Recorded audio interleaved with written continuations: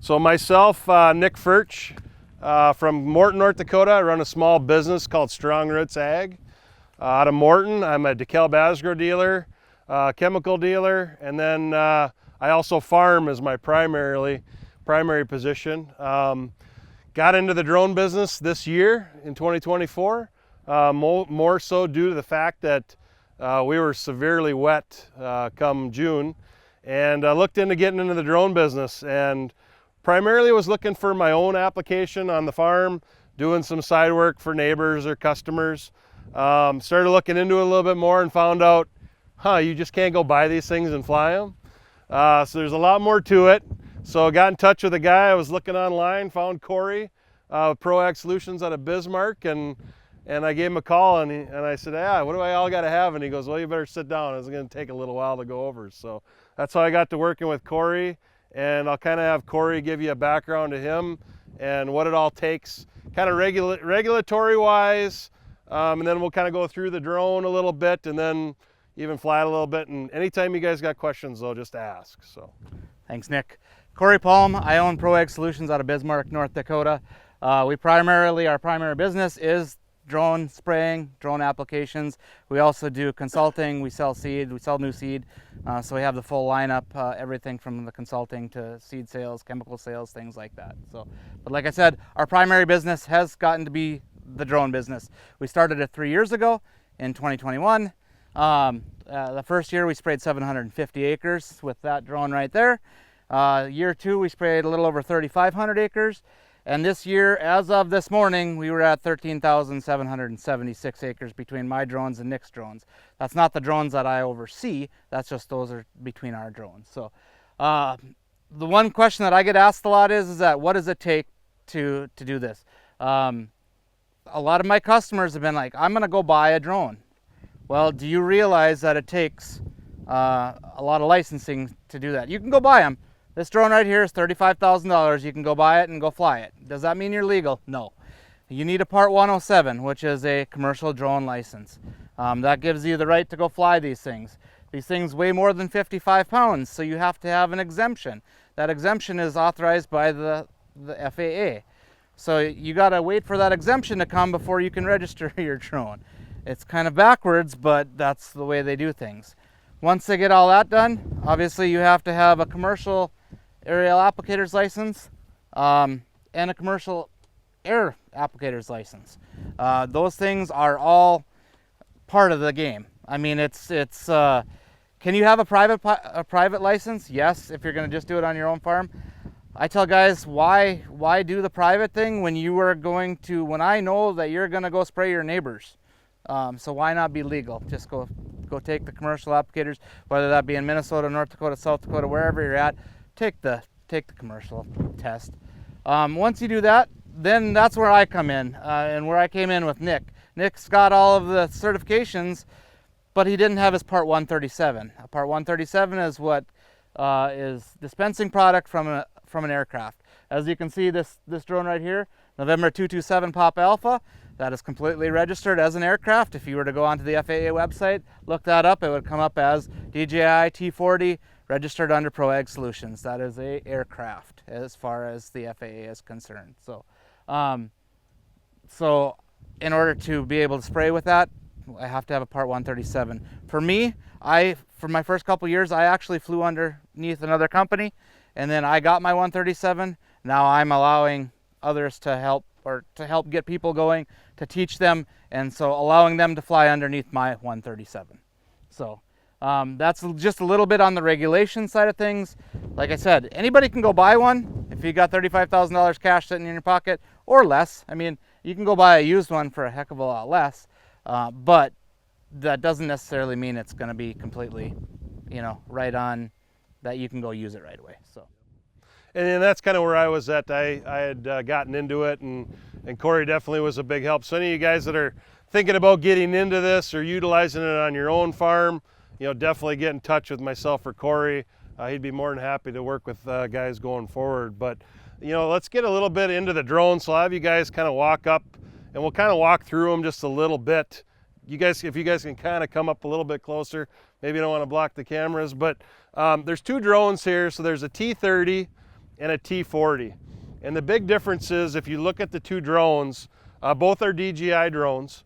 That drone is obviously a smaller drone, a little more niche products, getting a lot of areas, but it has a nozzle system. So has regular nozzles, typical of what we'd see, in a ground rig or any type of, small sprayers. Those atomizers are actually where the product's dispensed. Those spinner discs on the bottom spin at a different speed based on the droplet size that you're trying to target. So this drone, right on the remote control, can adjust the droplet size from 50 microns, which is really fine, to 500 microns, which is really coarse. Right on the remote, just by adjusting when he sets his parameters, and we'll kind of show you that.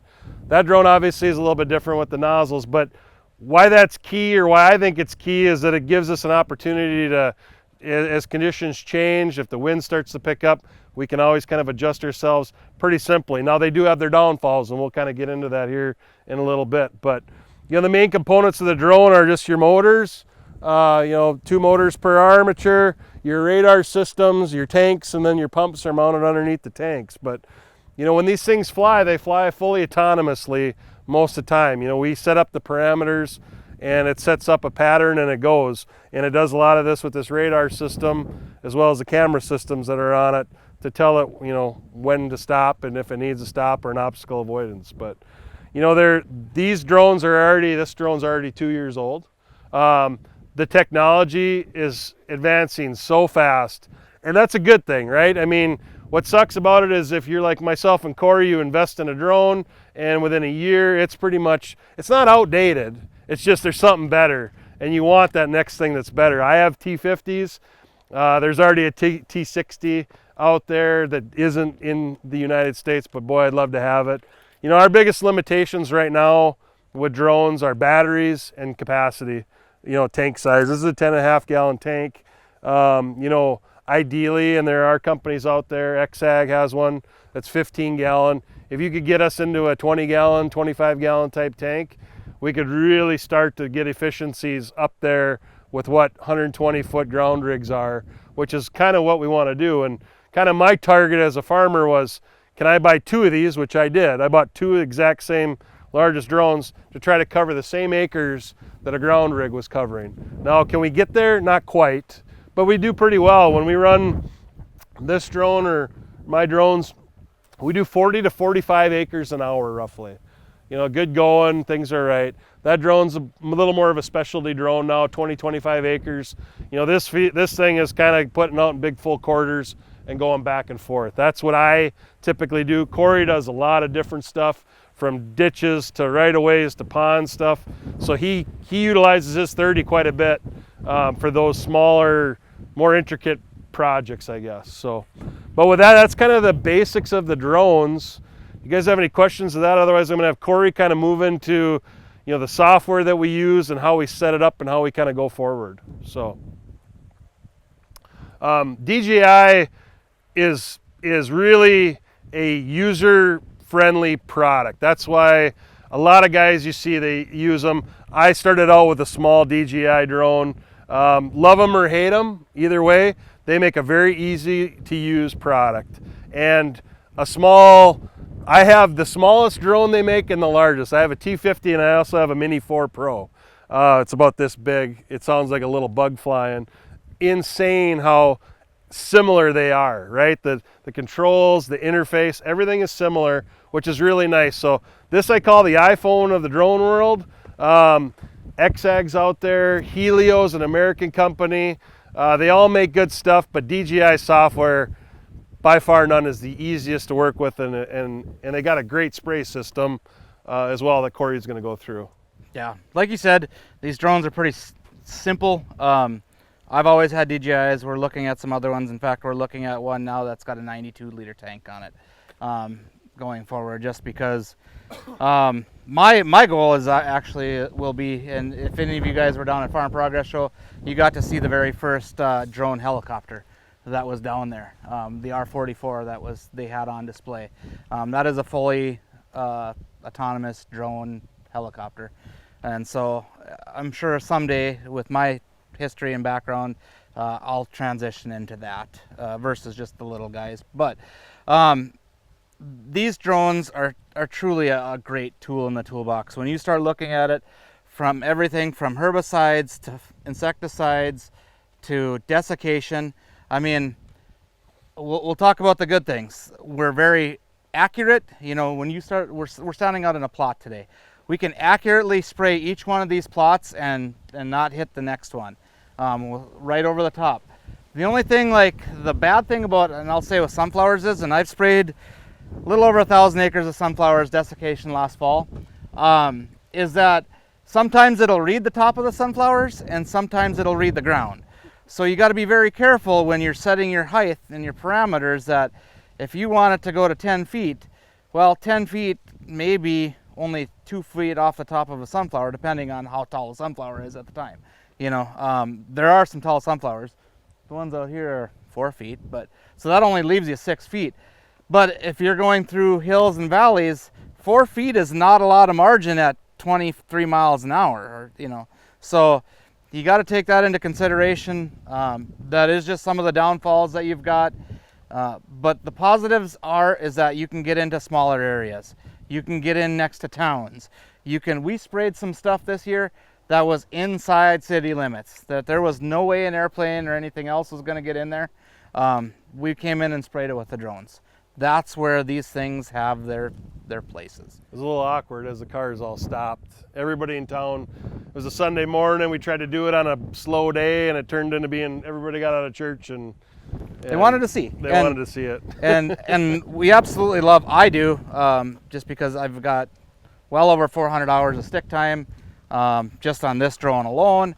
But I like teaching people about them. I like, because they are a tool in the toolbox and they're not going away anytime soon. In fact, they're probably just going to get to be more and more.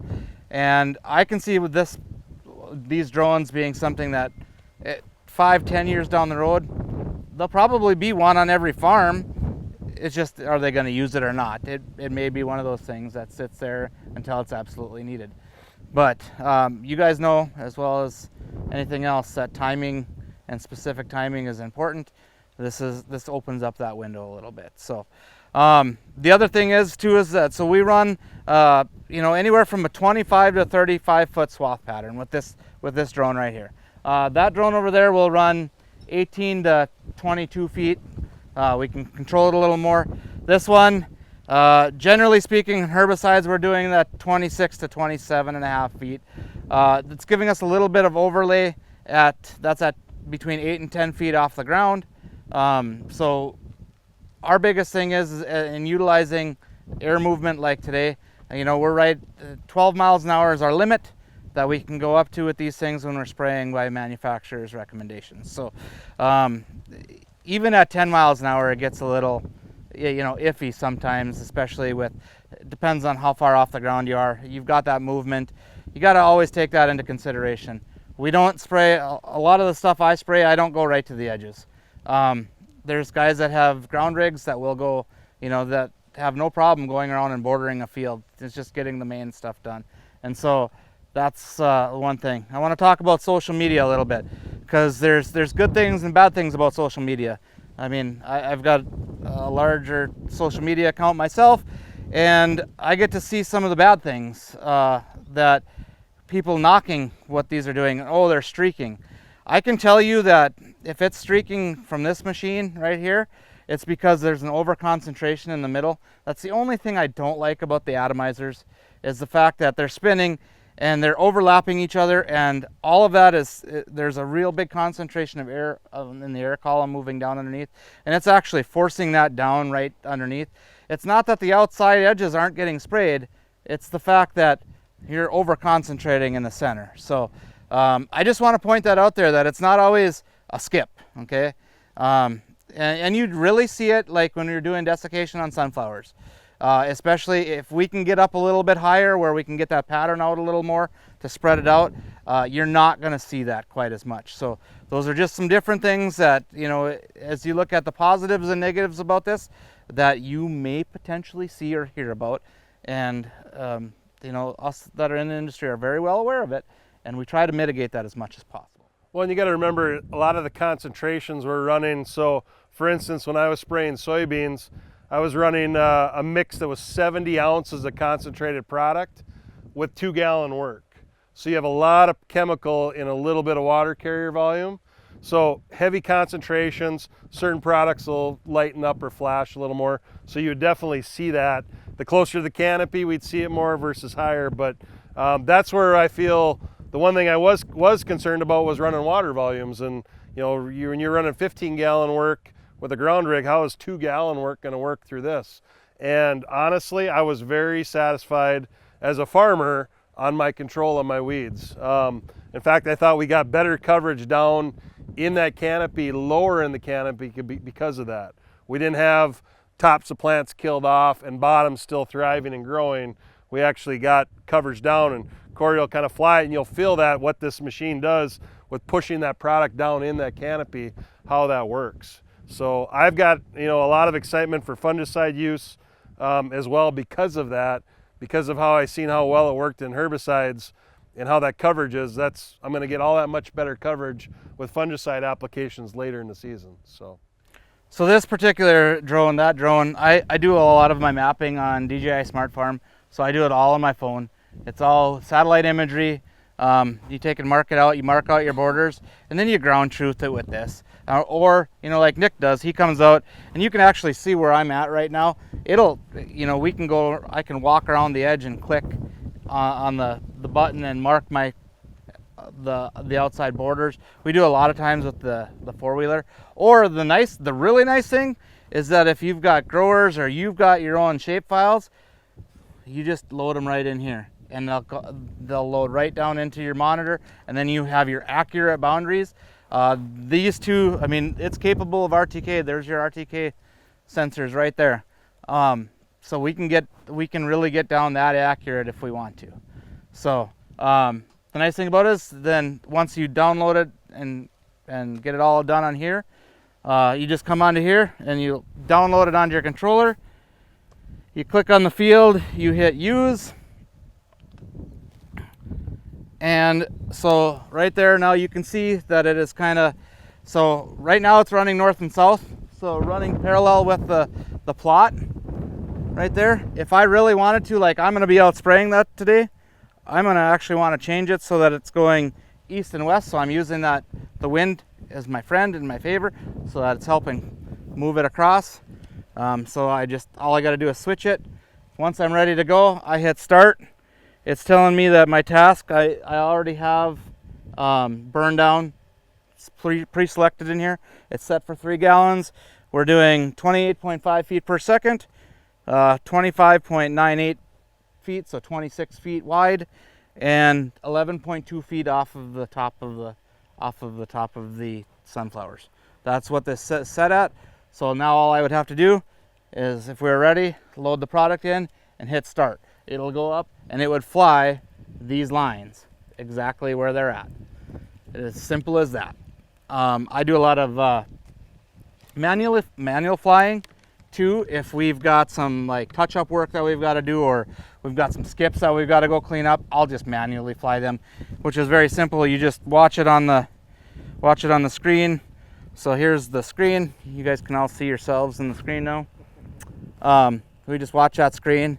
I tilt it down, and I'm just like an airplane flying over it, and I just hit that button, turns it on just like an airplane, and I hit it again and it shuts it off, and I take care of those skips.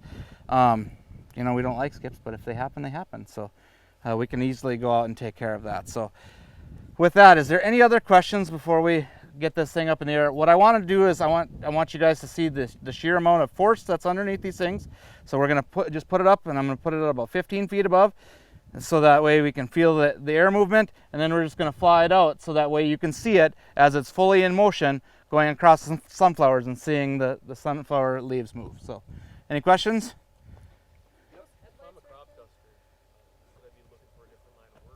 No. Not at all. No, we are not taking. Nope, we're not going to take care of or. So I think that's kind of an ultimate question. Corey's got the background, and he's tons of friends with guys that are, and I don't, right? I'm a farmer that got into this, and I think they both have their fit. I hired a crop duster to spray some of my fields because I wasn't getting to them. They were able to get to them, and they both have their place. I think where they complement each other is this thing can do a little bit more specific, targeted, smaller areas. I just did a field of sharp and burn down on canola over by Hankinson 2 weeks ago, and there was a main large power line running through it, the big steel tower. There were 2 wood double tower power lines all going to a substation, all in the same field. And then there was a 20-acre field that's in the river bottom that's surrounded by trees. I actually physically had to drive a 4-wheeler from my field site to that round treed area, fly the drone there, watch it, line of sight. So they have their fit. I mean, they have where there was no way a plane could get in there comfortably, or just it couldn't get in them parameters. So that's where they fit. I think the other thing is with where I see is there's not very many out there anymore. I mean, I'm pretty fortunate. I have one in Wapton, a pretty good aerial, but I had a good friend that used to work for him out of the Barney area, and he'd fly. Well, he died in an accident by Lisbon here probably 5-6 years ago, and there's less and less people willing to take that risk to fly these planes, and that's kind of where I see these things fitting in, or possibly guys that are in that business as these get bigger and better, possibly being an opportunity where you don't have to get in that cockpit as much as you could probably do some of these applications this way. So I have a lot of aerial guys that call me and hey, I can't get into this area. Can you do it for me? I mean, I know a lot of the aerial applicators throughout northern Minnesota and North Dakota, and we want to work together with them. That's the biggest thing, is we're not there to compete. We're there to do the acres that they can't safely do, and things like that. I mean, can we do the big acres? Absolutely. But more so of the acres that are smaller and that they don't want to do, because we have no problem doing them. Yep. Great question, though. Okay. What do you charge per acre? Charge per acre, a great question. So generally speaking, for herbicides, we start at $15 an acre. And we'll go down to $13 an acre for fungicides and insecticides. That's our current 2024 pricing. We go all the way up to $20 an acre for pastures, where we're getting into some a little bit more risky herbicides, things like that. And then if it's like Nick was talking about, I do a lot of specialty work. So if it's spot spraying or drainage ditches or right-of-ways or stuff like that, it's $425 an hour. And that's from the time we start until the time we're done. That's not flight time, plus the cost of chemical. So, but when you start looking at it, the cost of getting in there, I'm going to use from the airplane side of things. Airplanes get very busy. If we can get in and do a quarter or something for a guy beforehand, what's that worth to be more on time than waiting 3 or 4 or 5 days, especially on maybe a fungicide application. So that could be the camel that broke the straw, or the straw that broke the camel's back, if you're going to do it or not. So great question. Yep. So any others? If I can have you guys just step back right over here, what we're going to do is we'll take off. I'll take off, and I'm going to come right over the top. And what I'll do is I just want you guys to feel the air. There's going to be nothing wrong with this. We're going to be at 15 feet or more, and then I'm going to turn it around and we're going to fly out, just so you guys can kind of see what it looks like, and we'll go from there. So.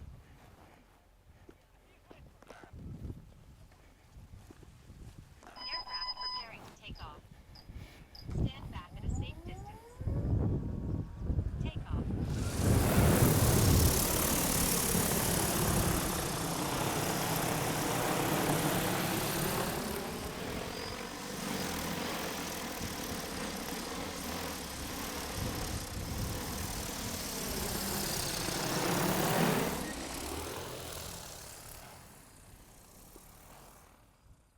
So that rotor push that you guys felt, when we came over, and that's where, as a farmer, I see, getting that fungicide pushed into that crop canopy, soybeans, corn, things like that, for me are a little more key, as being a tool that I want to utilize and really get that coverage in that crop when I need to. So. Corey likes to fly his more. I like to push the button and just have it autonomously go. He always tells me he crashed or his employee crashed, and I said, well, I haven't crashed mine yet, but I don't try to be a maverick from Top Guns. So, but yeah, they're a great tool, like Corey said. I mean, that's why, you know, I got into it. I think it's something that definitely, if you're interested in it, get in touch with myself or Corey. We're always hiring. You know, now it's kind of our down season, but if you guys are looking at getting into this or want to look at getting into this, Corey's always looking for guys in the summer as well as I am. We obviously kind of work together. We swap back and forth, which works good. But just get in touch with ProAg Solutions or myself, and we can get you started in the process, at least if you want to get all the legal things done and the parameters, so you can possibly look at this in your operation or as a career path or what have you.